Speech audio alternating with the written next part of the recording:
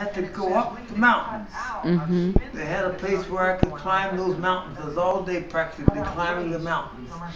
I got to the top of the mountains and I was amazed to find there was miles and miles of nothing but tobacco growing. Tobacco. And the German farmers up there, they used the Indians more or less to take care of their crops. And my father was mixed in there with them. The colored and the Indians were all mixed together there. So the government was then separating the Mohawks and the Cherokees and the Seminole Indians, trying to get them out of there and out of Florida into the west, on out into Oklahoma and other parts of the west in Missouri, and New Mexico. And later on, after I come out of school, I traveled on out there too before I went into the Navy. At 18 years of age, I went all the way to Los Angeles, California, and I had to go through the Southwest. And at that time, there was a man, did you know, a man by the name of Joe Louis was the world's champion boxer. Did you? You've heard of him? Absolutely. He was a black man. And smelling the Bronx Bomber. He knocked him out in the ring, and knocked him completely out of the ring. That was something. And after I was called to the ministry, after I finished school, I made many trips to Detroit, Michigan, and I was in a home just one block from where his mother and he lived, on MacDougall Street in Detroit, Michigan.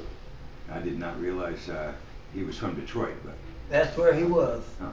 He lived with his mother on MacDougall Street. Who's that? Joe Louis. Oh, was Detroit or Chicago? Detroit, Michigan. Oh, it's Detroit, Michigan. Detroit, Michigan, because that's where he was. And the house where myself and this minister had built this new church was on the far corner of the same block, up further. And Ontario, Canada was across the Detroit River. That's exactly right. On the opposite side of the river there. I remember that just like it was yesterday. That's beautiful. And I was over in Ontario, Canada there too. And this man that you just heard went off the air a while ago. What was his name? That old Jewish fellow. Oh. I was going to say not. You talking about not Hagee? No. Benny Hinn. Benny Hinn. Benny Hinn. Benny Hinn lived in Ontario at that time. I know he was Canadian. Yeah. And his wife died, and then he moved to the United States. Yep, I was in Ontario at that time. I was just a teenager. Wow. Isn't that something? Yeah. My God. Look how time has enveloped our lives. Yeah. And the doctor said to me when I made my last trip to the hospital that my blood pressure was as normal as anyone at any time in life. Yeah. Isn't that something? Yes, sir. My blood pressure. Yeah, doctor decided. And I've had it checked 2 or 3 times since then, and the doctors all said your blood pressure is absolutely normal. Yeah. Isn't that amazing? That's God. That's exceptional. Amen. That's more than the ordinary. That's miraculous. That's miraculous. It is miraculous. Amen. And physiologically, emotionally, and psychologically, I don't see where there's too much difference in my actual health.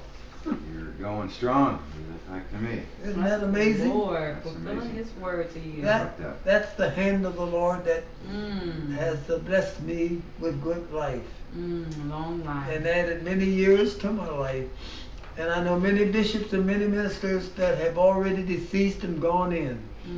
And I worked with them in the ministry in various places across this nation after I come out of the Navy. I went down into Florida and picked up Jessica. She was with her sister down there. He picked me up and I picked him up. What I'm saying, I know. I didn't know he was down until I found out. I know. That's how I feel.